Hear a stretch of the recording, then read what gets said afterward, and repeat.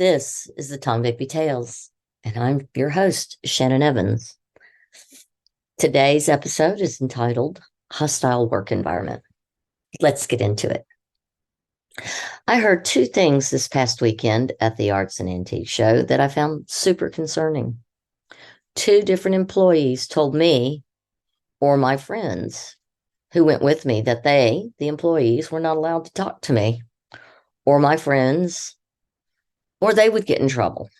Why is that? What employer does that? Needless to say, the folks I was with were taken aback to be told that. Add to that, I came down from touring the magnificent grand ballroom upstairs at the Elks Lodge and told one of the employees how stunning the room was with the afternoon sun streaming in the great windows. Her mouth fell open and she said, "You weren't supposed to go up there." I replied, "It was open and nothing indicated we could not go up there." "No rope?" "No," I said. "Nothing at all. No sign either." She stuffed her phone in her pocket and jumped up out of her chair and clearly upset. And she said, I'm going to get in so much trouble." And she ran inside as we walked down the front steps to the sidewalk. My friend and I staring back at her, incredulous at her apparent panic. This was a woman with school age and older children. Why would you ever work in an environment that was so hostile and controlling that you work in constant fear of being in trouble? Imagine having a boss that was so paranoid that they control who you are allowed to speak to. How seriously awful it must be to deal with that level of oppression and manipulation day in and day out. Can you imagine waking up every morning and going to work and face that level of scrutiny and oversight on a daily basis? Does the board know the employees' work conditions? It is my understanding that the reason the employees must use CVB paid for cell phones is because the director wants to use the location detector in the phone to monitor their whereabouts and to maintain the right to examine all messages on those phone devices. Good Lord. It's already alleged by previous employees that Carpenter not only monitored their social media to assess anything she did not approve, even when it had nothing to do with their work on the CVB, and went so far in one case with a previous employee to object to an employee's friend's comment. Yikes. This is middle school all over again. It appears to be a strange and super hostile work environment at the very least. The employees need to feel safe that they can report this unhealthy workspace to the board and not fear retribution from the director. I really feel bad for anyone who works there until March 31st of this year. Now I want to shift attention to the environment I am working in here at the Tom Bigby Tales. For the most part, the support has been overwhelmingly positive.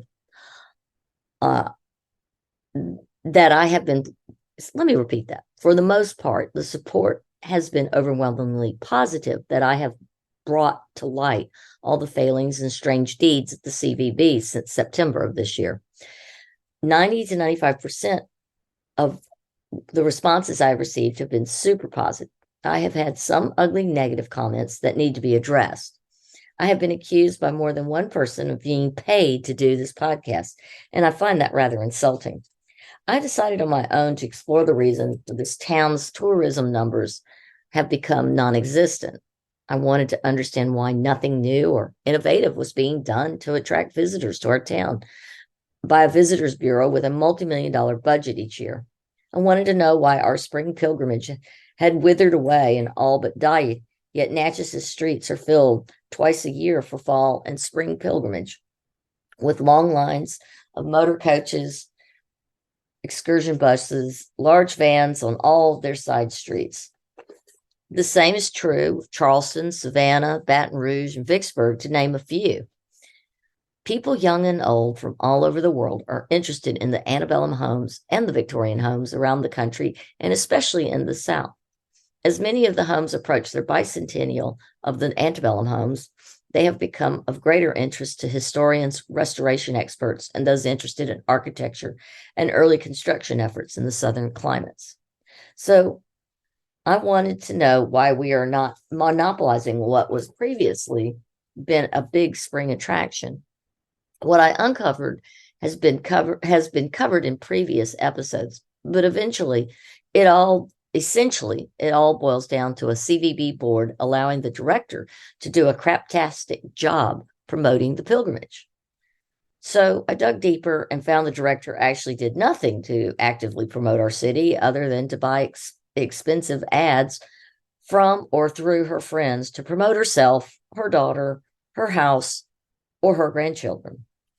Honestly, the money invested was ridiculous, and the results were obscenely embarrassing at best.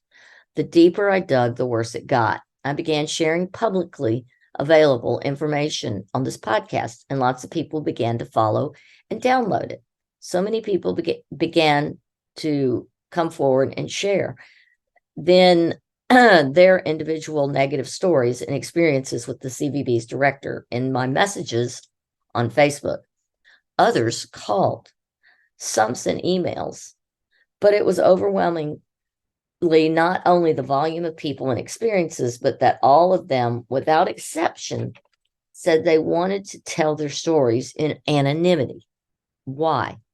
Because they feared the backlash personally and professionally from the CEO. Those I spoke to on Zoom calls, you could actually see the palpable fear on their face and in their body language that there could be some retribution in some form for telling their story or experience with Nancy Carpenter. If it ever got back to her, who told that story, there would be a price to pay.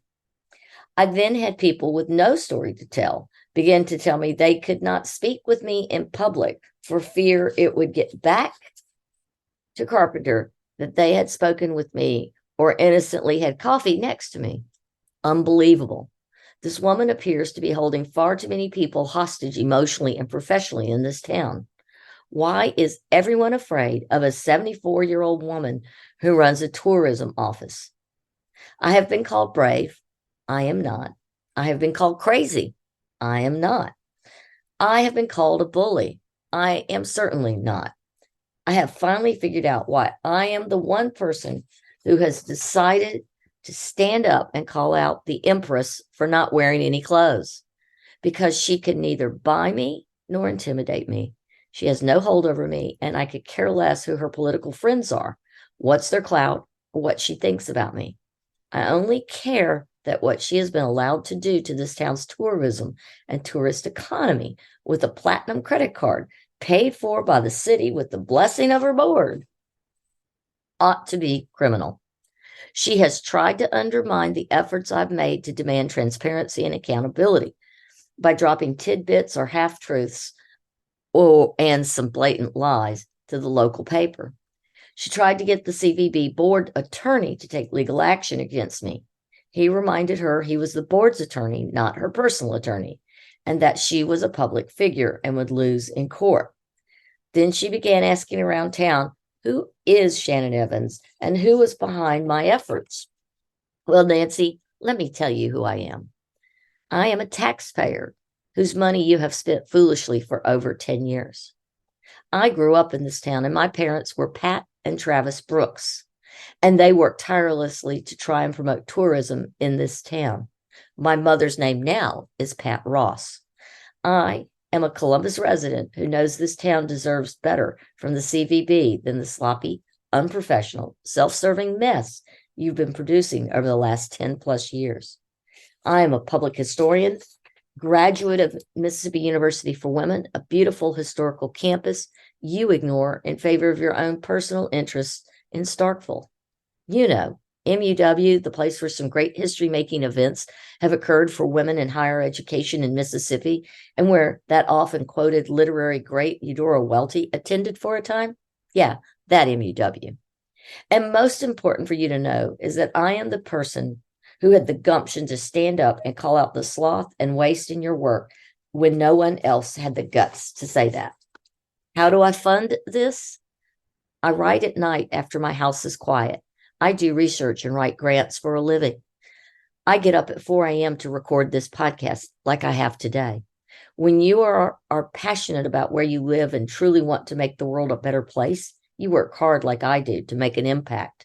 Now, about that 5 to 10% who want to silence me or want to shift my focus elsewhere, ain't gonna happen until there is transparency and accountability at the CVB and at the Columbus Cultural Heritage Foundation. I would love to shift my attention to other issues and stories of past and present in the community. However, my job here is not done yet. Until that time, I will accept that some folks will dislike me and my efforts. I will accept that folks make up tales about some secret group that's super rich and funding my podcast and my research, and claim that is a claim that is not only laughable but insulting. And I'll deal with the gaslighters and those who think I'm horrible for calling out the poor performance and questionable ethics of the director of the CVB and the foundation. I actually am amused at being vilified for demanding transparency and accountability for government funds.